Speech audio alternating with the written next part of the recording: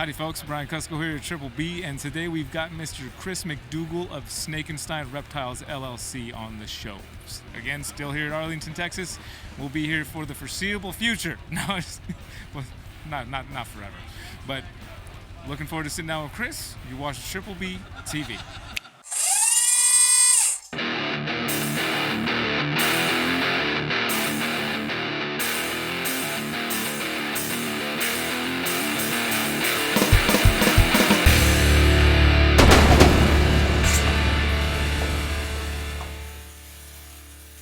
So I got a question for you. What's up? I know you have a blood, right? Or bloods. I got a couple, yeah. And then, do you have bigger snakes like Burms or ticks? Or? I've got a Burmese. Okay. I have several mainland retics. Yeah. Okay. I wasn't 100% sure because I know you said you've had bigger stuff, but I haven't gone back to all your videos. It's still a catch-up thing. There's a lot of people's videos to watch and only so much time. And then half of mine don't always have this. Like I literally. I could make a video on like each snake a day or something, you know, every video, and then right. I'd have plenty like content for the entire year. But I just don't do like, you know, like you said. Sometimes I'm venting about something. Sometimes I'm. And don't mistake that. No, I didn't. Okay. Oh no, I didn't. Yeah. I got everything you said. I felt everything. I know what you meant. Okay. Yeah. All right. Thank you. Yeah, it was a huge compliment. Yeah. Okay. Because I was like, shit. No, huge compliment. And my point is, yeah, you could easily watch my videos for maybe a month, and you know, we go herping or we do this and we do that, and then you never would even see a big snake in that whole time. That's very possible. That happens. Yep. So, well, it was like yeah, the nerd videos. I was one of the late people, so I got to watch them all in a row, which was awesome for me because it worked out. And you really have to wait for part two. It's right there, ready to go. Like, I was like, yes, let's go. Oh, that was a good trip. Oh, dude, that was like, because when I toured Nerd, I was like a kid in a candy store. So just a small story. I won't take up a ton of your time, but just a small story. So the wife and I went back to the East Coast to travel, vacation, the whole 9 yards, and we were like, man, that would be so cool if we could go to Nerd while we're out there. You know, you're back east. Everywhere's an hour away. You can travel to 4 different states in 10 minutes. True. So we went and did the sightseeing stuff. We went to a couple old areas of like, you know, New England style stuff, and we were just enjoying it. And we ended up around the corner from Nerd, and we're like, well, let's start there tomorrow. So we roll up. I want to say it was Saturday. They don't do tours on the weekends, or didn't then. And so we get in there, and we're looking around the shop and everything, and I forget the guy's name now, but he overheard us saying that, you know, because we're bummed. They told us no tours today. They're only doing them on the weekdays and blah, blah, blah. And, okay, that's fine. I respect your shop's stuff. I get it. You know, weekends when you're clean or whatever, you don't want people wandering around the facility. Completely get it. And so he overheard that. He's like, "What? You guys came all the way from Tucson, Arizona with one of your stops being here?" We're like, "Yeah." This was like our end stop because we figured we'd spend the most amount of time here. That was why we came on the Saturday. We were leaving Sunday, so it was the last day of our trip. He's like, "Let's go." We spent 8.5 hours at Nerd. It's a pretty good amount of time for, hey, we're not having tours today. And by the time it was said and done, because Kevin's Kevin, you know, that dude's everywhere. Like, he does not sit still, does not stand still. So I was sitting Just put a guitar in his hand, and then his fingers aren't stopping. Yeah. And so I'm standing there, and he's talking about Enchi, he's talking about Spider. I mean, we're talking, I think it was like 2009, 2010. So, I mean, still early on and stuff. And he walks over, he's like, "Here, check this out." He hands me the assistole. So it's the Spider, HRA, Clown, I think Pastel was in there too. And I'm just sitting here, I'm like, floored. I'm a complete nobody. He's handing me a priceless animal because it's not for sale. It's one of 2 he's made at that point. And I'm like, and then I turn around and he's handing the wife some banana bizarre freaking combo that, and he's opening all these freaking tubs, and it's just like every tub he opens, there's just something else. He's, "Oh, here, check, you guys, what don't you have?" And he's like, "We'll just get a box together and ship it out to you guys on Monday." I'm like, so we went up, picking up like 3 or 4 snakes and having them shipped over, and, you know, but we were there, went through the, you know, the wife loves Dozer now, it's Dozer, but back then he didn't have, it might have been Dozer back then, but didn't have him running around the shop and everything. He had the room with them, and we were just eating it up. Went into the, not hot room, but he had a couple that were out because they were doing some maintenance on some stuff. So we got to see a couple kings, and that's just like, they're hanging out with the beaded lizards, and I was like, dude, I'm like sitting there, I'm like, I don't ever want to leave because like everywhere you turn around, there's something else. You know, it's like I've been around reptiles. Jesus, 23 years. It's like I couldn't imagine not having something. Like it's just literally becomes part of who you are. And people always look at you funny when you tell them that. It's like, yeah, come over after you've had a bad day and put a cool animal on your neck and tell me how much better you feel all of a sudden. When they take all of that hot heat and that stress and you get to relax a little bit. And it's a different, you know, it's not a dog, it's not. I think he hears you. Yeah. I think he wants to come out and do that. What do you got? What do you got here? So I brought over 2. This one's not going to be something that hasn't been seen per se, but it's something that we were really hoping to hit this year. And she's got a neat story behind her. It's a short one. So she is a Disco Inferno. I'm pretty certain she's Mojave, het clown. Dude, that looked, when you first pulled it out, I knew you were obviously pulling out a ball python, but. Yep. Excuse me. No, you're good. COVID. Yep. But that thing looks like a pied retic. Yeah. She's got a personality that matches too. That's fine. Just let her express herself. That's okay. fine with me. So usually on Disco Infernos, they have that, but the pattern's stronger. Then if you were to add yellow belly, it really reduces the amount of pattern and increases the white. So I'm pretty certain that Mojave's in there, but either way, it's my holdback. The reason why this story is interesting is it was a 1-egg clutch. Bummer. Yeah, for everybody else. Right. So it was something that I was really excited to hatch, and I was really super thankful it was a female, so it gives me time to worry about a male later as opposed to getting the male first and trying to figure out what I want to do with it. Dude, thank you, iPhone. When you watch this video later, take a look at how great the pupil is showing up on this snake, dude. It is glowing red. It's fantastic. I can't wait. But so I figured I'd bring her over just because she's been the stopper for everybody that's come by the booth today. So that's been a lot of fun. I like to bring holdbacks, not just as a teaser, but so people kind of get an idea what you're working with too. Yeah, not enough people do that. I don't do that. And I rarely been to shows with snakes, but I need to do that. Bring some of what you can. It creates conversation starters. Yeah, you know, I always look at a show as a manner to meet new people, potentially meet new customers, meet new clients, and then the best part is you meet friends through it too. You know, you find that guy that you didn't know was working with a similar project, and now all of a sudden you have another buddy that you can or compare just find notes out how to. cool somebody. Like, I've seen your name, I know your name in there.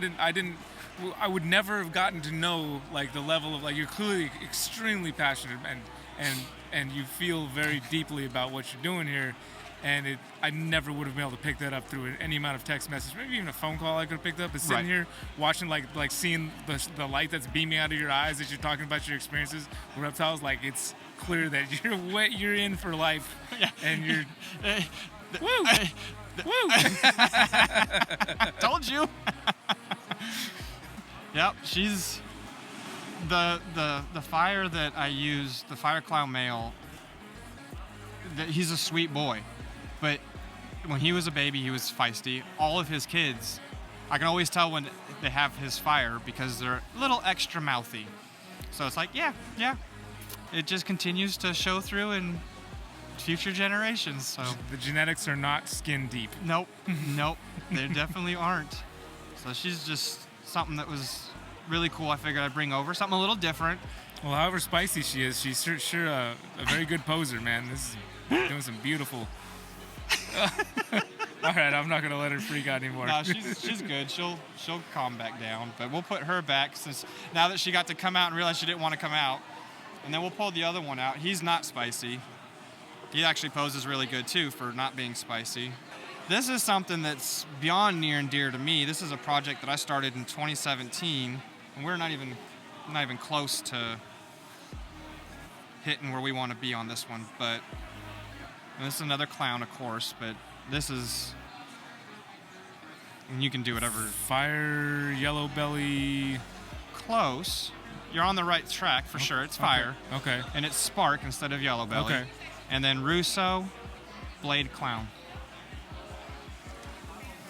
And Wow, for you once, know what? blade didn't ruin it. That's a good point. I wouldn't have guessed blade just because of it seems a bit busy to do blade. Yeah. I wouldn't have either. And it's possibly he's not. I don't have much to compare him to. Justin and I are going to do a comparison discussion on him this weekend. So, okay. Also, I wouldn't have. So Russo doesn't have nearly as much as effect as a lot of other BEL complex stuff does on clown. No, it's more like it's kind of closer to like special reacts. Yeah, which is cool because a lot of times things like lesser can really take over. Yes, it adds too much, and you have to draw it back by adding something else. This one, it's kept him with that nice color. He's starting to turn a little bit, but I think that's going to be close to how he stays. And like I said, unlike her, he's much more behaved. Yeah. Well, they all behave in some sort of fashion, right? He just likes to go. But my favorite part is just the medallions on the side.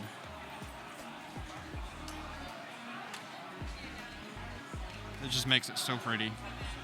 Yeah, it's a good-looking snake, man. So we're hoping this year to see the Super Spark Clown. I just can't find one. And that was what started, the whole project started originally to make Puma clowns. That was what started the whole thing. Because again, it's one of those things like it's been around long enough, this should be out there, and all of them have pastel or super pastel.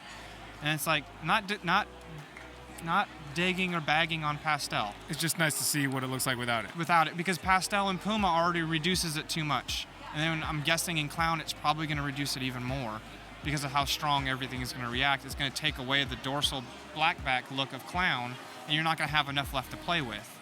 So, long story short on that, my yellow belly possible vanilla clown male proved to not be yellow belly, but proved to be vanilla.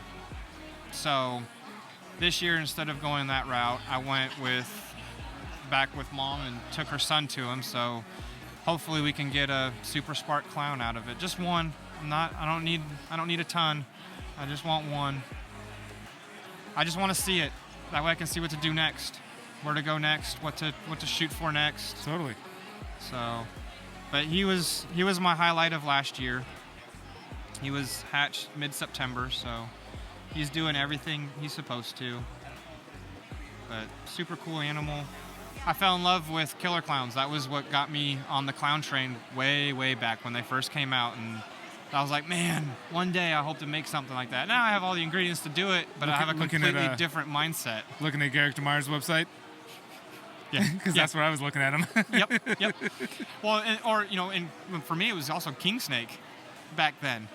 And it's like people look at me funny when I say that out loud. It's like, what? What are you talking about? I'm like, no, not Morph Market, kingsnake.com. Well, you gonna buy a ball python on King? Yes, I'm gonna buy a ball python on kingsnake.com. I'm gonna go off of an ad with a really crappy Polaroid picture. But yeah, it's been fun to see the hobby progress very rapidly in the big picture. Yeah. Just as a whole for reptiles in general, not just ball pythons, but just reptiles in general. Totally. Like you go back to the early 2000s, mid 2000s, and it was a Polaroid picture in the dark of a shadow of the snake that you were going to spend X amount of money on, and pray that it showed up in one piece. Come a long way. Yeah. Tracking information and. It's great. It's fantastic. Technology has its benefits. Yes, man. it does. It And really does. Sometimes it hurts us. Yes. It just like everything. makes us dependent on certain things. It also changes the expectation of the must have it now, need it now type atmosphere. Well, some of it is. I mean, those things are absolutely true. I mean, things always have harmful or helpful sides. I mean, something as simple Yin and as yang. the sun. Like the sun, we wouldn't be doing much without the sun around here on this planet. But yet, you sit on it too long, it destroys everything. Yep. Right? Yep. Cooks you up real good. So those are mine. That's a little bit about me. Cool, Chris. That's great, dude. Fantastic. Thank you for coming and sitting down with us, man. I'm really glad you did. Yeah. All right, folks. Thanks for watching. And this episode with Chris, this is why I've been itching so badly to get back to a reptile show and do these things in person. Just for me, the connection I get when I'm sitting across the table from somebody in person, I've been missing it so much. And I'm so glad to get back doing it. Chris, thank you for sitting down with us and sharing your awesome energy. We've got more Zoom calls tonight. Chris is coming on with us. The day this video comes out, find a link down in the description. You want to do a Zoom call with Chris as our guest, and we're going to do a Q&A. Find the link down below. We do these Zoom calls every week with our Patreon community, and we'll see you there. All right, you guys take care of yourselves. Aloha.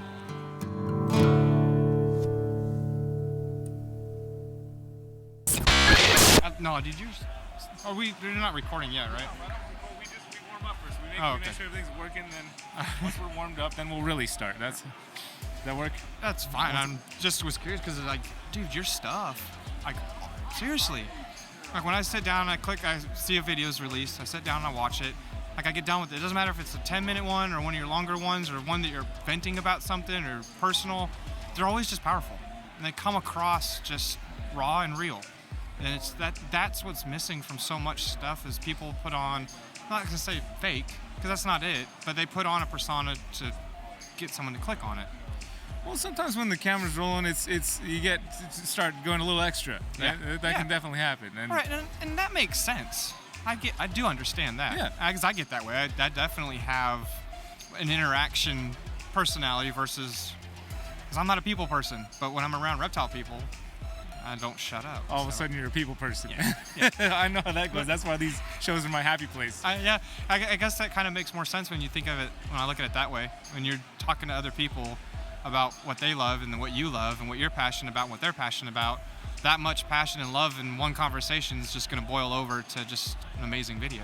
Yeah, no, you got a great energy going on, man. I appreciate it. Like I said, when I get around other reptile people, man, I can't help but, because just interacting with you, I was like, I'm making sure to say hi to him today. I feel like, because every time I see you, you know, you're got a mission and you're doing your stuff, and it's like I'm not gonna be like. I tried to make a point. It's easier helping out with these guys here. Like I'm just gonna stay here. Yeah. I'm not gonna run around like a crazy man. I'm just gonna sit here and let people come by, and then we'll just. And I think that worked for you. I think it's working. Yeah. Yeah. I'm gonna run around for like a half hour tomorrow. Yeah. Go get like an uncut video, and then just come back and just set. Yep. Yeah. Sounds good, man. Yeah. Well, I appreciate it, dude. Yeah. Thank you, dude. Thank you. Again, seriously, man. Awesome. No, thank you, bro. Thank you, bro. Appreciate you, man.